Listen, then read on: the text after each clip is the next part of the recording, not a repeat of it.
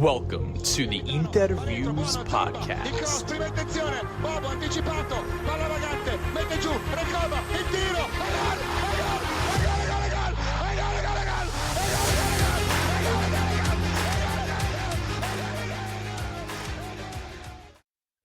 Welcome, Interisti, to episode 197 of the Interviews Podcast. We are here for the post-match reaction of Inter-Atalanta at the San Siro, which finished 1-1. Goals from Francesco Pio Esposito in the 26th minute and Nikola Kristovic in the 82nd minute. Inter drops points for the second consecutive week. The lead in Serie A is down to, what is it? It's now it's at 8 right now. It's at Milan 8, but it could be 5. It could be 5 tomorrow. Okay. As always, I'm one half your co-hosting duo, Alessandro Raffa, joined here by Gianni Paterno. We're recording in the immediate aftermath of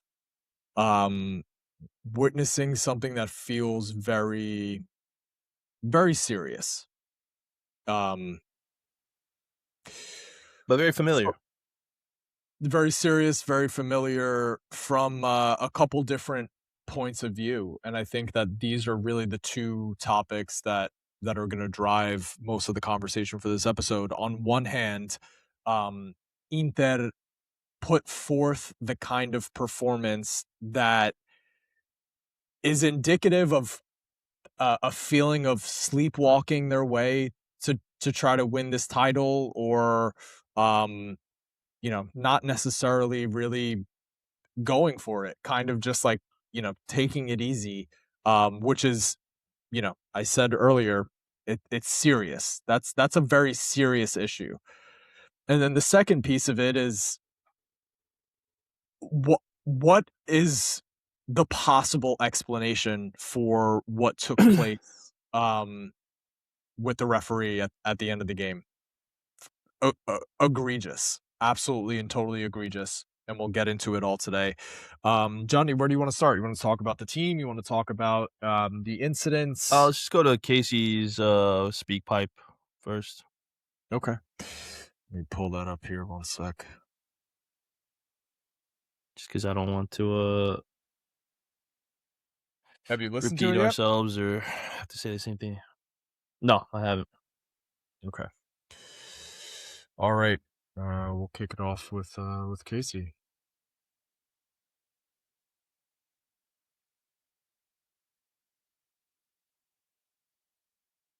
I don't even have the energy to scream and yell. I screamed and yelled plenty during the game, but are we even surprised anymore? This league's become an international joke with the refereeing.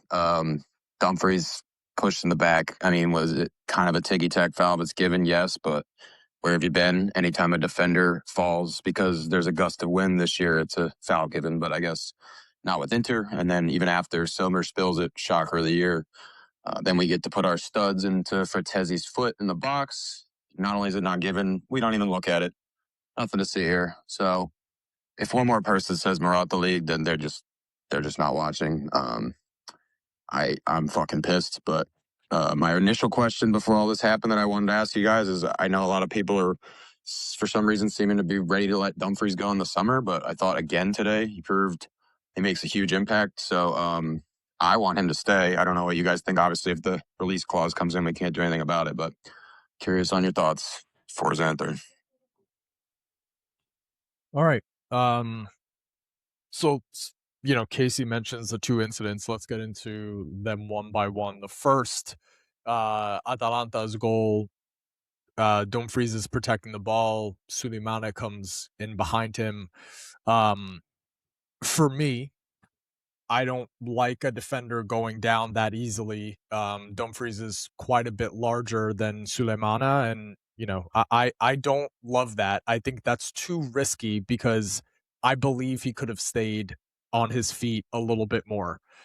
By the letter of the law, I also saw a full extension of Suleimana's hand on Dumfries' back, and a little bit of a trip up. Was it enough to keep him off balance? Probably not. defenders, attackers, everyone under contact these days, they go down. They really shouldn't, but under the letter of the law, is it reasonable that there's a foul there? Sure. Sure. Johnny, what's your take on it? No. Like, the guy's 5'6" at best. You don't go down there. You don't. Maybe you get tripped up a little bit. Maybe. Give them something to think about. But if you play that out and you stay in front of him, that shot doesn't get taken. We don't have it spill out in the middle there, and Kristovic doesn't get an easy goal. Plain and simple. And Casey, one thing I do disagree with you with is that we say we get all the call. I mean, the Parma game against Milan, where I forget the guy's name now, climbs on top of the defender's back, Bartesaghi, and scores. We've seen that called where it is a foul on the attacker. So, they didn't get a call. We don't get a call. I'm not saying that it justifies it, but it's not like we're the only team that does get screwed over. And we're just like the same way we're not the only team that does get all the calls in our favor, clearly. So to me, not a foul. I would have been upset if it was the other way around for us and we got called for a foul on something like that. I saw more contact on Pio in the box in the first half, or maybe it was the beginning of the second half. It was the beginning of the second half than I saw with anything in that incident, and nothing even got looked at with Pio. So I mean, it is what it is. I had a feeling that the equalizer was coming anyway because of some decision making by our manager there. But yeah, to me, not a penalty. So I'm sorry, to you not a penalty, or to you not a foul on Dumfries? Not a foul. Sorry, not a foul. Okay, not a foul. Okay. Well, what do you think about the I agree with you with him going down pretty easily. I don't like that. Just, as you're falling down, like, try to boot the ball out of the area. Like, whatever you have to do. It's kind of I think it's a mentality that's generational that's sort of missing. No, Lucio would never go down like that under contact. Samuel would never go down like that under contact. And we say it all the time, like, defenders, be defenders. Like, just be defenders. Like, stop trying to earn the thing. I'm much less bothered by that than what happened with Fratesi in the box down the other end. Because every time I've seen that this year, where Scalvini catches him under the boot, and again, at the end of the day, I don't like that being a penalty. I don't want that to be a penalty. But what I cannot accept is that it's been called all year, and now, today, they decide no, that's not a penalty. To not even have it be reviewed by the VAR. That to me is unacceptable. And when I started this podcast saying something serious happened today, this is what I'm referring to. What is the audio going to be from the VAR room? And then I want to compare that to the audio with every single other incident in Serie A, when in the penalty box, if a defender comes through, even if the ball's not near, they come through underneath the boot, it's been called as a penalty. Your take? Yeah, I mean, I'll agree with you that they should have gone to VAR. I don't know why it wasn't even looked at. That makes no sense to me. However, not a penalty. Same way when Dumfries fouled. How is that not a penalty? It's been given a penalty all year. I understand it's been given, but it shouldn't be given. These aren't penalties. Okay, but that's not the conversation. But it didn't even get looked at. So, like, what does it matter? Like, I'm more upset that it didn't get looked at than it didn't get called. Like, it's just such nothing contact that it should never be a penalty. I understand what you're saying. I understand what you're saying all year. You can't. I understand what you're saying, but it should never be one. Just like when Mkhitaryan gets stepped on after he follows through on a pass and it gets called a penalty, it should never be one. We are the softest league when it comes to calling penalties. The softest. Go look at every other game, every other league. Some of these things would never be even called in the EPL, in La Liga. They're not penalties. We're making things up out of nothing. And We shouldn't be in a situation where we need a penalty to bail us out of a game. Like, the fact that we always cry for a penalty when it it's a doesn't get called. completely different conversation, Bro, Johnny. it doesn't. None of this, first of all, none of this makes any sense. It should not be a penalty. Those kind of plays should not be a penalty, of course. But you can't all of a sudden say, if it's been regulated a certain way all season for every team, that now, it should It never didn't be a get looked penalty. at by So whatever. VAR. So what do you want? Like, what do you want? What do you want? They didn't go to VAR. That's the Like, you can't- problem. you That's can't- the problem. All right, then yes, I agree. That is the problem. That I agree. I said that from the beginning. I agree that it was because it didn't go. I'm more upset that it didn't go to VAR than the fact that it wasn't called a penalty. That's what I'll agree with you there. But to me, it's just stupid. It's stupid. I mean, Like, we're crying about a penalty when there was a bunch of other things that. Of course. Of course, there's a bunch of. I mean, that has nothing to do with what we're talking about right now, which is the fact that we are going to choke away this title, plain and simple. We got an amateur in on the bench. Go ahead. Just go ahead and say everything that's on your mind. Bro, he got so. He didn't do any. Like, you have control of the midfield. You have control of the game. And what do? You take off Sucic at halftime because he's on a yellow? Like, or what? Now you're going to do the Inzaghi mentality now? Which you didn't do with other players in the rest of the season. Now, today you decide to do, all right, yellow card, take him off at halftime. Barella, who, for all intents and purposes, did not have a great game. And I can understand why people, he was getting jeers from the crowd. I can understand it. He was misplaying some simple passes. He looks like a shell of himself. Okay, he has the assist on the goal. I mean, I don't know. To me, that's pretty good. And then you take him off and you bring on a player who, in his previous appearance, had 2 touches, 0 passes attempted. For what? For what? If you need to control the game, why are you bringing on a player who? Now I'm curious. I didn't even remember if he touched the ball outside of being touched by Scalvini. Let's see. Let's see. Did he even do anything today? Oh, and Barella called man of the match. Incredible. So let's see. Fratesi. 0 accurate passes, 0 chances created, 5 touches in the box. Again, we're chasing a game, or we're trying to see out a game, and you do nothing. You bring him on. You take off Di Marco for Luis Enrique when you need to see out a game. What has Luis Enrique ever shown us in defensive stability that he could now come on and lock down the right side of the pitch, or his left side, the right for Atalanta? And now we're crying for a penalty to save us because our manager got things wrong today, and we expect a penalty to bail him out. And this is the second time now in a row where he's done this, where he's brought on a player in Fratesi who offers nothing. We could throw out an orange cone with 2 fucking twigs as legs, and they will do more than what we will ever see from Davide Fratesi. And I see somebody, I stayed off Twitter till now. And I see somebody complaining about Sucic. What the fuck are you watching? What the fuck are you watching? All you fucking people who complain about Sucic and back Mkhitaryan, what are you watching out there? The only good thing Mkhitaryan did was lay off a perfectly weighted ball to Thuram, who shoots it right at Karneseki's chest, which if he had 2 brain cells, he would have thought, chip it over this motherfucker. And I don't like to curse on this podcast. I don't. But I am so pissed off at people who just are making narratives up and not looking for what they see on the pitch itself.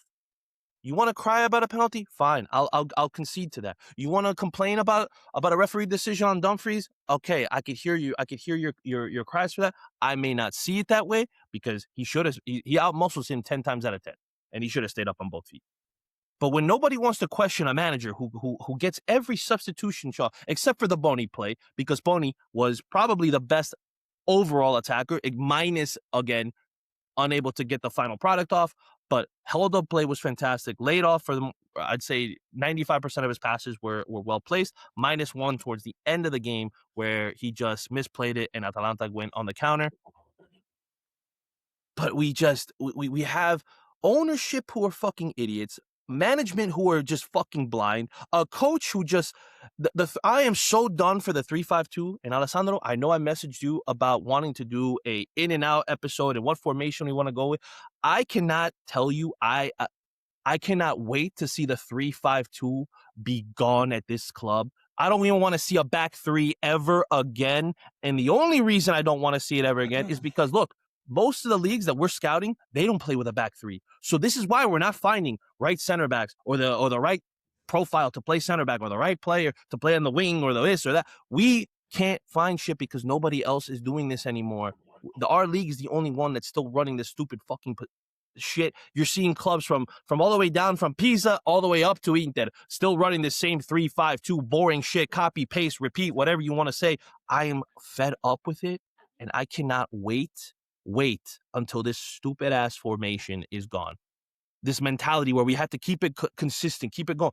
Then clean house. Sell the whole starting 11 at this point for all I care. What are we fucking talking about? If players can't adapt or learn a different formation or learn how to play different roles, the only one who could realistically say he's played in different formations is freaking Lautaro, because Scaloni changes what Argentina are doing every 6 months, it feels like. So I just don't understand this bullshit. And we keep losing because we have a bunch of mental midgets in that locker room who don't know how to see out a game, clearly don't want to win a Scudetto. And it's fucking pathetic. Sorry, I'm done. Okay. All right. So where do I start? I don't believe that Interisti that are upset about the call and the penalty is people looking for a penalty to bail us out. I don't think that that's what that is. I think it's fans being rightly upset that a call that has gone one way all year, now today is the day that it doesn't go that certain way. Completely agree that that should not be called a penalty foul. But ultimately, at the end of the day, that doesn't matter for what we're dealing with right now. If the league has decided that's been a penalty all year, why at match week, 29, whatever it is, that's no longer a penalty? That is the part that's an injustice. It's not saying we need a penalty to bail us out, even though that is the problem, is that, that was our route to victory. We didn't look like scoring outside of that. But either way, I completely feel validated being upset by that, and I completely understand all the other Interisti being upset by it. That feels like you're getting fucked. Whether Interisti agree or not that sort of foul should be called a penalty does not matter. It's the fact that it has been. So why at match week 29 is it all of a sudden not a penalty anymore? That's the problem. That is the problem. With this league, with the refereeing, we hear all year, Marotta League, Marotta League, Marotta League. This is a big fucking call to go against this team at this point in the year. That's what's upsetting about it. No one's looking to have a penalty to bail us out. It's the fact that it's an injustice. That's an injustice. You don't just change the rules in the middle of the season because you no longer decide that that's a penalty. That's what people are upset about, number one. Number two, Kivu did get it wrong today. He got it wrong against Milan. And this has not been a good little stretch for him, period. The Bodo elimination. The way we look to get, some of that is you can't say it's entirely on Kivu, but ultimately you're going to look at the last several weeks here and you're going to say, if this team looks like they're not motivated, if the play looks stale, if the players themselves are playing not even close to what you expect of them, whether it's injury, whether it's not, something is not working. Something is not working. I agree with a lot of what you said. I tweeted at halftime, I cannot wait for the summer revolution to get here. It can't get here soon enough because we need new ideas as far as tactics. I tweeted this. We need new personnel. I tweeted this, Johnny. So I'm with you. I'm with you 110%. This has gone stale. The whole thing has gone stale. The players and what they're being asked to do, the players themselves, we need different solutions. ASAP. That's on management for believing we're going into year 7 of playing this 3-5-2. Things look the fucking same. Well, guess what? We're this deep into the season and we're barely hanging on to a lead in the league because there's nothing else we can do. There's nothing else we can do. Or you believe that there is. And I don't entirely disagree that there's other things that we can do, but pretty risky to try to pull that off this late in the season. All of a sudden, we're going to change formation. We're going to change tactic. The substitution of Mkhitaryan coming in, I thought it was a mistake. I don't think Sucic lit it up in the first half. I didn't say he did. By any means. I don't think he lit it up, but I don't think he was bad. In fact, again, I tweeted, Johnny, I agree with you. I said, no changes, just switch Barella and Sucic. I thought Sucic on the right would free up Dumfries a little bit more. Because what was happening was Barella's not taking anybody on. When he gets the ball, he's looking for delivery. Okay?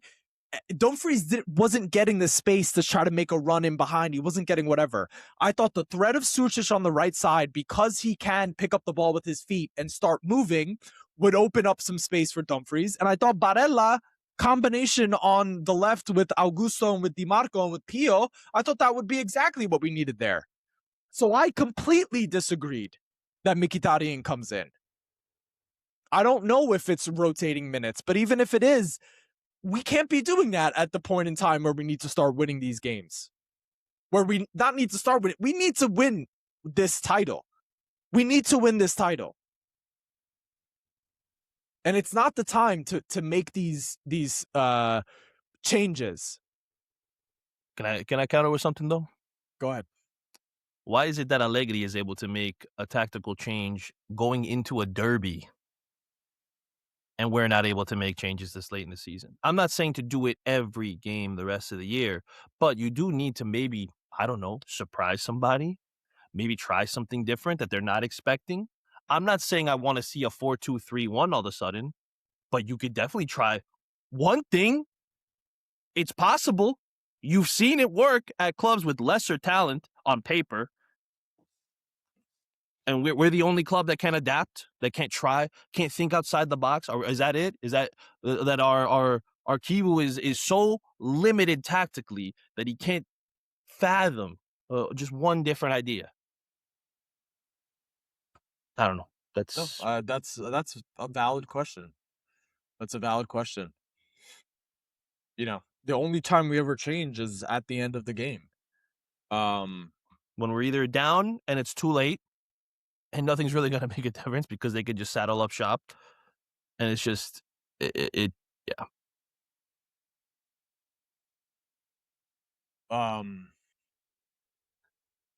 So that's, I'm really disappointed in Kivu.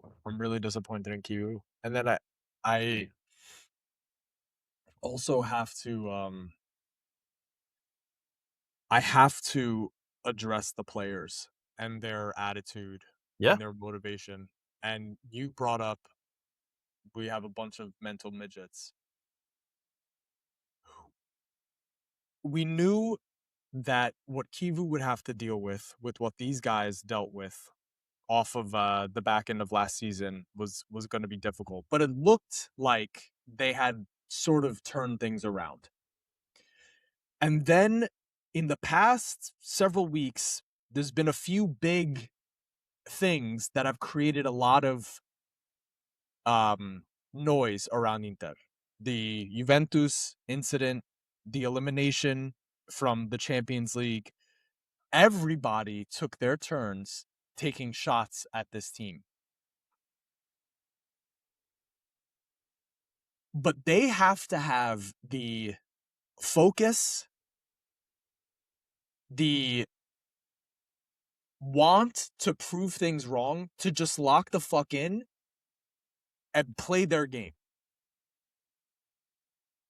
And I don't know if it's they've heard the criticism. I don't know if they're tired. We have been missing some players, but something is off with the players on the pitch. That we can give Kivu all of the criticism that he deserves, and I don't want to let management off the hook either. But something on the pitch with their attitude is wrong. Is wrong. You cannot pull that jersey over your head and act like that out on the pitch. It's slow. Akanji, not like, what's going on? What, play it. I'm looking at him on the pitch today, and I'm like, fucking play it. What are you waiting for? Speed it up. Where's the pace? Where's the intensity? Something is wrong with this team. I don't even know where to go, honestly, Johnny. No, me neither. I mean, is I agree. Like, I agree with everything you're saying. This team is it's disgusting, the mentality that you're seeing there. There's no sense of pride, no sense of urgency, no sense. I've never seen a team that had the title in their hands and they're deciding right now. They were deciding with 10 games left, 11 games left. I don't want it. I don't want it. You just give it up. It's okay. It's okay. I don't. Winning trophies is not important. It feels like I don't. I don't see. And it's. I can't even think of a player today who seemed like he truly wanted it. Yep. Like I like. Carlos Yeah, Augusto. Pio. Okay. Yeah. All right. I'll be One. I'll be happy with that one. That's it. Pio scored the goal, but then afterwards, it's kind of weird because there was a few balls played to him in the second half. A couple, for instance, from Barella, where his touch was so bad that it was easy for Atalanta to scoop it up and start going the other way. I think Yep. 2 touches that I remember. Yep. But then a ball gets blasted to him by Luis Enrique, Yep. and he has the control and touch of Berbatov, like prime Berbatov. It makes no sense to me. So I don't know what was going on there. And again, I'm not taking a shot at a 20-year-old kid. I love this kid. The passion he shows when he scored, beautiful. Like, I mean, you could make a case too that Karnaseki should have made that save, but 100%. regardless, we got the goal. All right, I'm happy. We're moving. But after that, nothing. Turam, he took a nice chance outside, maybe 30 yards out, curling wide, fine. All right, yeah, nice to see a little smirk from him. I thought, okay, maybe he's feeling himself. Maybe maybe he's getting a little bit of. And then what happens? He's got a clear chance on goal, and boom, right at Garnesecki. Yep. Yeah, Boni fought for. He had two. The back heel attempt on the one that Mickey played across the box too. Not the back heel attempt that it went off his shin. Just like things that you feel like. Like, do you remember the finish Icardi had against Milan, where in the air he scissor kicks it, like scissors it, and it goes far post. Yeah, and this one's taken, off the top of his shin, just like there's got to be some sort of like technique. And I'll be honest. I mean, I know it's not going to happen, but Icardi's contract is up at the end of the year. If you sell Thuram, I would take him back as a third option on a free. You could have, it depends on what we'll talk about what formations we go with, or what we would want to see, I should say. Not that we're going to go with, because clearly we have no say. But yeah, you need a clinical finisher. Like, I mean, a true world-class finisher up top. And I feel like that's a dying breed now in forwards. Like, I think Harry Kane is maybe the last of that kind. Maybe, all right, you could say Haaland, but a lot of his are just tap-ins. I really can't give him credit for being a true clinical finisher. But I digress. It's like I just didn't see anything from anybody. Zielinski was kind of just going through the motions. And it's not a knock on him. He didn't do anything bad, but I didn't see like a desire to win. But So, with him, I think it's obvious.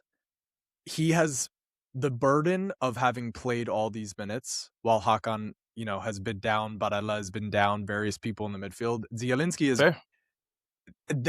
It's hard. It is. Yeah. No, I don't disagree. And, yeah. That's a fair thing, especially given off the lack of minutes he played last year. Yep. It's not like he was in any peak, physical shape or anything. So I get it. Yeah, and it is a lot to ask of a player to just step in and now not only play one role, but you're playing multiple roles. You're playing all three roles across the midfield, and you're being rotated each game. So it's not like you can get into a flow of things. And I'm not making excuses for him, but yeah, it just was an okay game. Nothing that really stood out from Zielinski today. Um, I Can I can't ask you a think of question? anyone. Yeah, What could you envision this, and we can call it whether this is the collapse or whether this is the beginning of the collapse or whether this is the end of the poor run of form, whatever it is. I do think it is significant that the return of Lautaro is coming up against Fiorentina this upcoming the very next game in the league. We couldn't need it more. But yeah. the question is, could this have happened with Lautaro with this team on the pitch with this team? I think it could have, and it's not anything against Lautaro. I just think it's a cancer that's spread through this team. That there just is no. I don't think that they see playing for Inter as a challenge anymore. I don't think they see it as something to. They've won everything except the UCL. Nobody feels like they have anything to prove. They don't have anything to fight for anymore. This Scudetto, they already got the 20th, right? So like this one's just 21 to to the again. I'm making this up as if I'm in the locker room, but it's like really if the core of this team doesn't feel motivated anymore. And the only one who does speak up, and I feel like Lautaro would be speaking up if he was playing and calling people out, but he's not, so he can't say anything.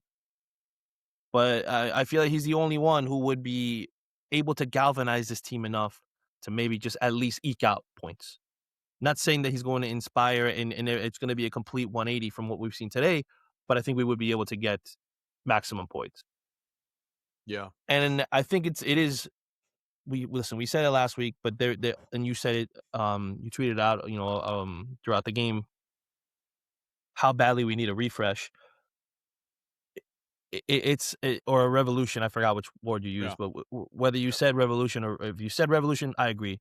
If it's just a refresh, it needs to be a revolution. It needs to be a Um, revolution. Yeah. like there's nothing like you could like players. Listen, I love Barella. If an offer came for Barella that was suitable, bye. Yeah.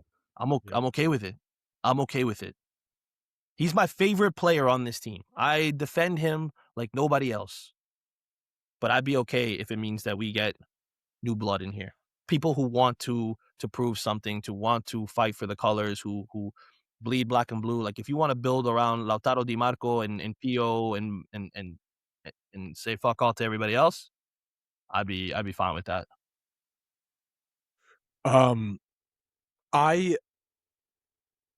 we've seen Lautaro go missing in big moments, Yeah. but for some reason, I just feel like he was doing things right before he went down. Like it was you could feel that it was the captain that we needed. And then since he's been down, I don't think we've looked very good at all. And it's hard to imagine that he wouldn't make a difference. He does bring an intensity to the pitch that I think the rest of the team could benefit from. Yeah, 100%. Like I mean, he may go missing, like you said, but like the effort is never lacking. It's never lacking. You never Yeah. see him not trying to fight to get the balls. You never see him not trying to press, not trying to link up play, do something. The finishing may be lacking, but it's never a lack of effort that you see with Lauti, and it's man, like, and you know what? This could just be another indictment against Barella. Maybe he doesn't inspire in that locker room enough. Maybe they get tired. And I thought he had a good attitude today. Let's be real.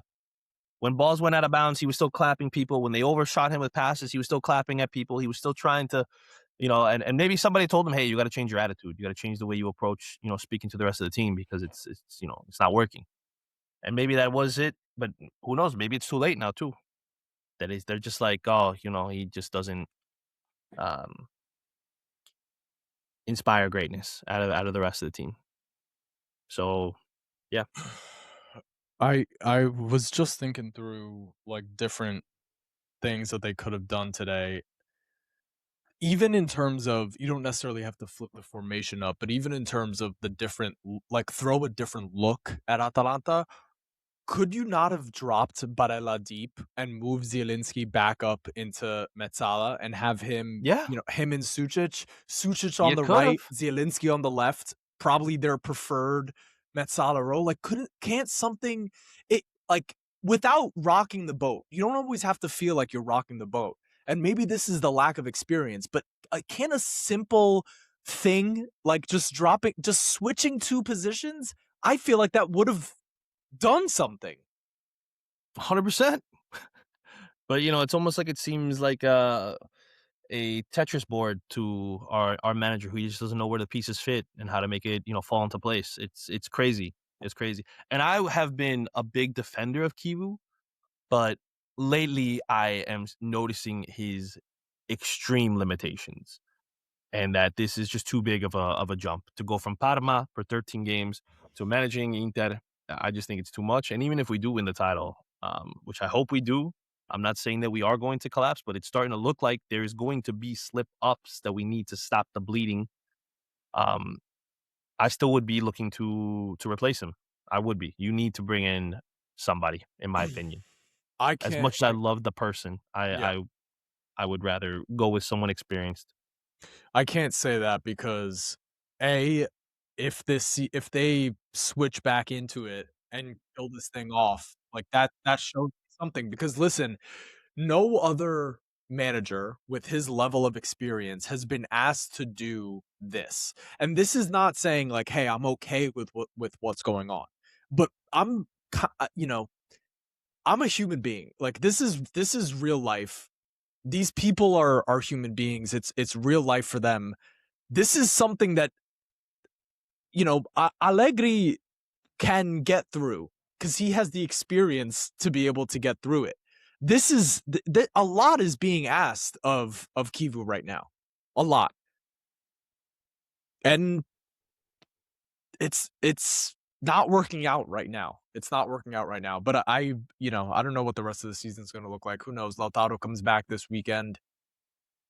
Things change. Maybe he gives the team a lift. Who knows?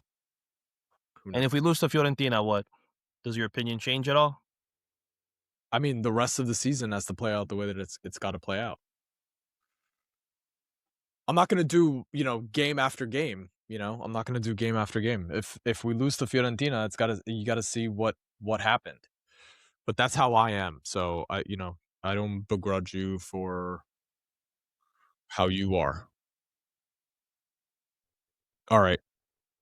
I don't think we have a ton of questions here. I got nothing else to really talk about for this game, Johnny. I'll be honest with you. I'm kind of No, I got everything off my chest that I wanted to vent about. And maybe this is why I need to be on Twitter, because I could say it on Twitter and I can come in with a clear mind and thought process, instead of being heated and pissed off at this team, these players, this management, the coach, everybody. So it's hard I to don't know. record in the aftermath. It really is. All right. La Beneamata 10 straight robbery. Nick Costa, more incompetence and inconsistency from Serie A officiating. This was a screw job. Also, shame on Turam for another terrible performance, failing to put the game away when he had the chances. M. Sigzeki, why would you bring on Fratesi and Luis Enrique when we need to control the game? Sometimes I hate Kivu sub so much. Takes Yep. PO off instead of Thuram, who's been shit the whole game. Most of my blame is on Kivu, but if Bundy doesn't fuck around and just shoots, it's 2-0 and we win. Um, just watch it. He also says just watch it back and Bisec's defending for their goals also horrible. Sommer rebounds it right into the middle of the box. Did he have any other option? It's a good question. I think a more I think other another keeper would probably try to put it around like either far outside or far, but like try to like palm it to a way where it goes backwards. around them. But you go. It's like a push out to the side, yeah, not a yeah, strong hand like forward. yeah. And who knows? Maybe Joseph Martinez would have done that, but we'll never know because you can't play Joseph Martinez apparently in the Serie A, and makes no sense. Makes no sense. But we'll see when Sommer's the starting keeper against Fiorentina again. Yeah, it probably will be. All right. That's all. That's all. This is it's a dark time for Inter and for Interisti. Um, in the words of the great Roberto Sabatini, Forza ragazzi, forza ragazzi, forza ragazzi.